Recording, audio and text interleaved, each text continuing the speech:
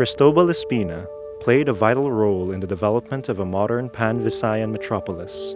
He transformed the skyline of Cebu, the Queen City of the South, with an architectural vision that reflected an uncanny prediction for 20th century technological advances and an abiding faith in modernism. A majority of his work was groundbreaking and are considered to this day as striking icons of modern architecture. However, he never failed to incorporate the historical and cultural heritage of his hometown into the design of his works, thereby endowing his rendition of modernism with a local flair. Born to Luis Espina and Perpetua Cortez, Cristobal Espina grew up amidst the pastoral landscape of Mandaue, Cebu. In 1937, he graduated from the Mapua Institute of Technology with a degree in architecture and worked for some time under Tomas Mapua in Manila. From 1937 to 1945, he was employed by the Corps of Engineers for the U.S. Philippine Army, executing projects in Corregidor, Cebu, and Manila. In the post-war years, Espina worked for Cebu-based construction firms as an architectural designer. He married Filomena Perez, a fellow architectural graduate of Mapua Institute of Technology in 1946, and after topping the licensure examination in 1951, he and his wife founded Espina Perez Espina Architects, the first such firm in Cebu.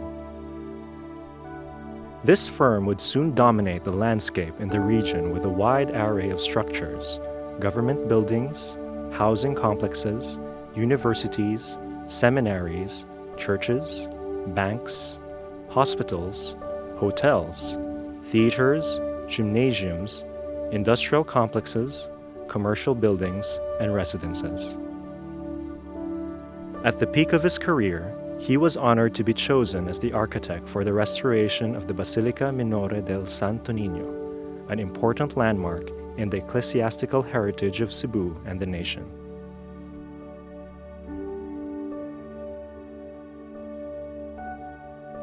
As a leading figure in architecture, his name became synonymous with modern edifices that are consonant with local culture, the tropical ecology, and Filipino anthropometry.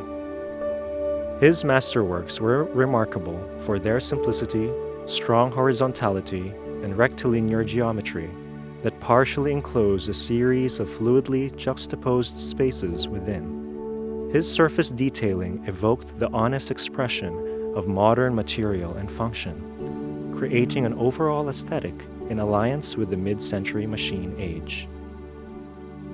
Apart from creating the icons that sustain Cebu's claim to modern progress, Espina also performed his civic duties in various capacities. He was active in Cebu City's Parks and Playgrounds Commission and served as its chairman from 1970 to 1971, the Cebu Historical Society as member from 1966 to 1975, and the Cebu Cultural and Historical Affairs Commission from 1981 to 1990. He served on the Planning and Development Board of Cebu City for a decade, from 1975 to 1985, and was the Cebu Chapter President of the United Architects of the Philippines from 1976 to 1980.